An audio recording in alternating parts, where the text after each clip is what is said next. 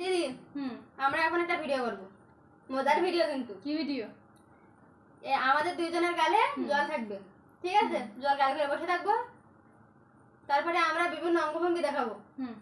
দেখি কে কার জল আগে ফেলাতে পারে গালেতে, মানে কি আগে হাসি। ঠিক আছে, যে আগে হাসবে সে ফেল। হ্যাঁ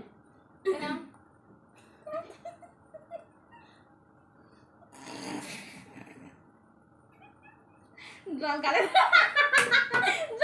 দেওয়ার সাথে সাথে বেরিয়ে যাবে। এই আবার ভিডিও করবে।